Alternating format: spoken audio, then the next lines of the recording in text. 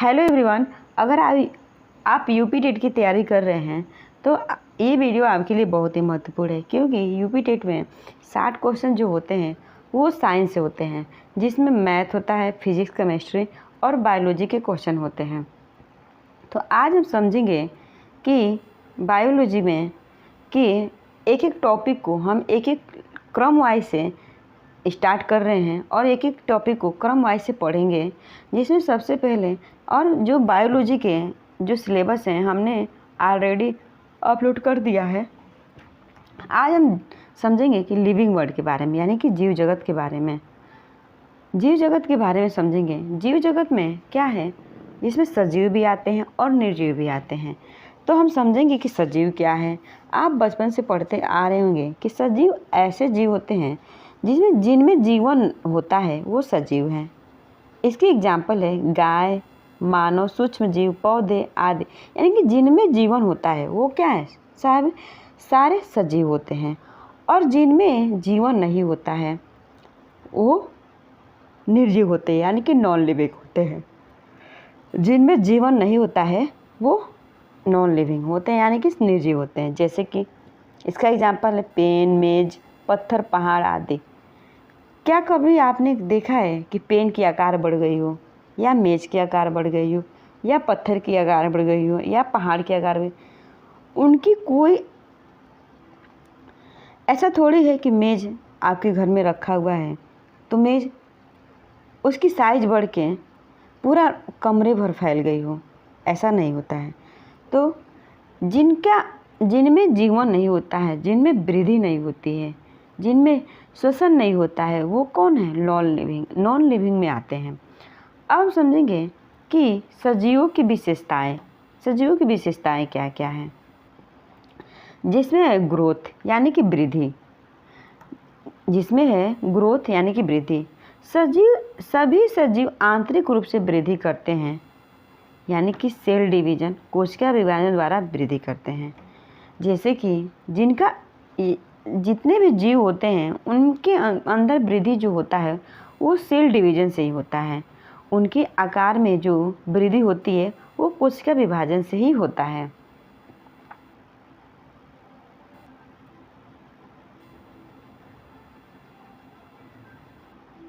जैसे कि इसका एग्जाम्पल है, जैसे एक बच्चा है, वो बच्चा से क्या होता है, किशोर अवस्था में जाता है, फिर वयस्क में हो जाता है, तो उसकी क्या हो रही है, वृद्धि हो रही है। तो वृद्धि हो रही है तो ऐसे जीव जो वृद्धि कर सकें उन्हें सजीव कहते हैं। अब जैसे रिस्पिरेशन यानी कि श्वसन, जो सांस ले सकते हैं उन्हें सजीव कहते हैं।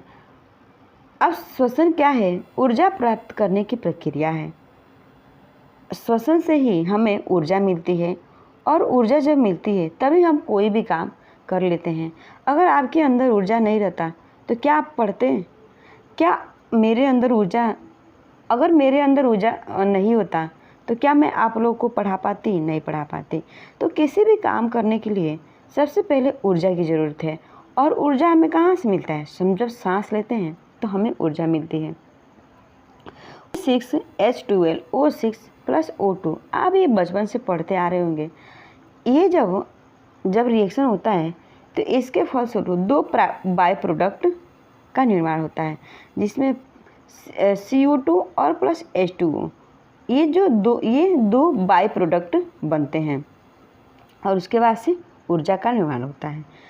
अब जैसे कि समझेंगे कि कौन कौन से जीव हैं जो उनके रेस्पिरेटरी ऑर्गन कौन कौन से हैं। अब ह्यूमन जो है फेफड़ा से सांस लेता है, यानी कि लंग्स से। फिशेज जो है गिल से सांस लेते हैं, गड़फड़ों से। और इंसेक्ट यानी कि ट्रेकिया, ये डायरेक्ट श्वास नली से ही, जो छोटे छोटे कीट होते हैं वो डायरेक्ट श्वास नली से ही क्या करते हैं, सांस ले लेते हैं। पौधे जो हैं स्टोमाटा यानी कि कोशिकीय स्तर पर होता है। हम समझेंगे कि पोषण यानी कि जो न्यूट्रिशन कर सकें, जो पोषण कर सकें, वो क्या है, सजीव के विशेषताएं हैं। जिसमें सबसे पहले स्वपोषी, परपोषी। पोषण जो है दो प्रकार का होता है, स्वपोषी और परपोषी।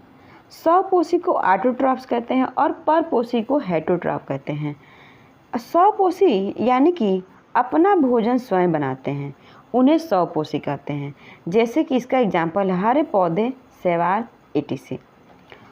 और परपोषी ऐसे होते हैं अपने भोजन के लिए पौधे पर अन्य जीवों पर निर्भर हो जाते हैं।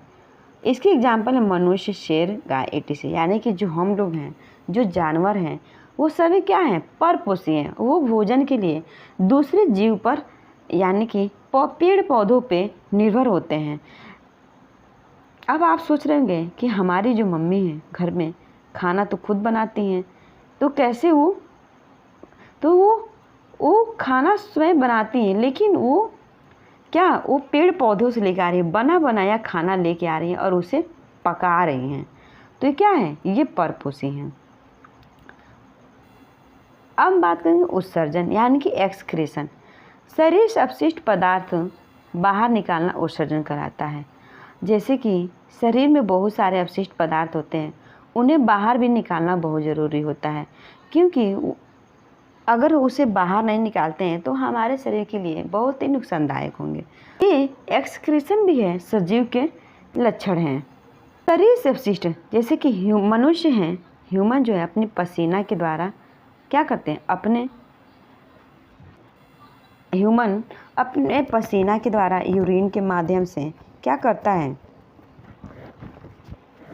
अपने बॉडी में जो अपशिष्ट पदार्थ होते हैं उनको निकालता है। और पौधे जो हैं, प्लांट्स, जैसे गैसें के माध्यम में,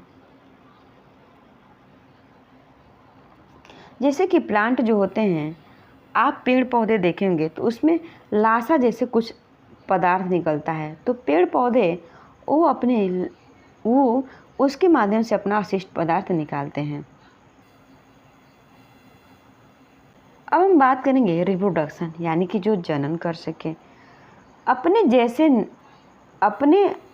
जैसे नई संतान उत्पन्न करना क्या कहलाता है? जनन कहलाता है, यानी कि प्रजनन कहलाता है। और रिप्रोडक्शन दो तरह के होता है, लैंगिक जनन और अलैंगिक जनन। लैंगिक में होता है सेक्सुअल रिप्रोडक्शन और अलैंगिक मतलब एसेक्सुअल रिप्रोडक्शन। एग्जाम्पल है ह्यूमन। सेक्सुअल रिप्रोडक्शन के एग्जाम्पल है ह्यूमन। जैसे इसमें क्या होता है, लैंगिक जनन में स्पर्म और एग दोनों मिलकर जब फर्टिलाइज होते हैं, और जब फर्टिलाइजेशन की प्रक्रिया जब होती है, एग और स्पर्म दोनों मिलते हैं तो फर्टिलाइजेशन होता है। फर्टिलाइजेशन के बाद से भ्रूण का निर्माण होता है। तो ये क्या हो गया? Sexual reproduction. और एसेक्सुअल रिप्रोडक्शन में क्या होता है? इसमें युग्मकों का संकलन नहीं होता है। इसमें बर्डिंग के माध्यम से होता है, फ्रेगमेंटेशन के माध्यम से होता है, बाइनरी फिजन के द्वारा होता है। इसमें कोई एक सेल नहीं होता, इसमें कोई स्पर्म और एग नहीं होता है। इसमें बर्डिंग और फ्रेगमेंटेशन और बाइनरी फिजन के द्वारा होता है। ये एसेक्सुअल रिप्रोडक्शन हो गया। अब रिस्पॉन्स टू स्टिमुलेट उद्दीपन के प्रति प्रतिक्रिया यानी कि उद्दीपन के प्रति, जब जीव में बाहरी उद्दीपन स्टिमुलस के लिए प्रतिक्रिया दिखाते हैं, जैसे एग्जाम्पल है छुई मुई का पौधा मिमोसा प्लांट, यानी तेज प्रकाश में आँखों का सिकुड़ना। छुई मुई का पौधा जो है मिमोसा प्लांट, तेज प्रकाश में आँखों का सिकुड़ना। अब कुछ एडाप्टेशन जैसे कि अनुकूलन, पर्यावरण के अनुसार ढलने की क्षमता। एग्जाम्पल मरुस्थलीय पादप जैसे कैक्टस जो हैं, इनमें कांटे होते हैं, तना मोटा होता है, ऊँट पे कुबड़ होता है, हुम्प जो होता है, इसमें क्या होता है? फैट स्टोर होता है। कुछ लोग कहते हैं कि इसमें ऊँट क्या होता है? उसमें पानी स्टोर नहीं, उनमें फैट स्टोर रहता है। इनकी टांगें लंबी होती हैं। लाइफ साइकिल यानी कि जीवन चक्र के बारे में, सबसे पहले जन्म होता है, फिर वृद्धि होती है, फिर प्रजनन करते हैं, फिर मृत्यु हो जाती है। तो इसकी एग्जाम्पल है जैसे कि देता है, फिर अंडा से लार्वा बनता है, लार्वा से प्यूपा बनता है और प्यूपा से एडल्ट बन जाता है। तो इसके एग्जाम्पल हैं, लाइफ साइकिल के एग्जाम्पल हैं। आज का वीडियो हम यही समाप्त करते हैं और इसके आगे हम समझेंगे जीवों का वर्गीकरण यानी क्लासिफिकेशन ऑफ ऑर्गेनिज्म के बारे में पढ़ेंगे। अगर वीडियो पसंद आया तो लाइक करें, शेयर करें और चैनल को सब्सक्राइब करें। मिलते हैं नेक्स्ट वीडियो में, तब तक के लिए धन्यवाद।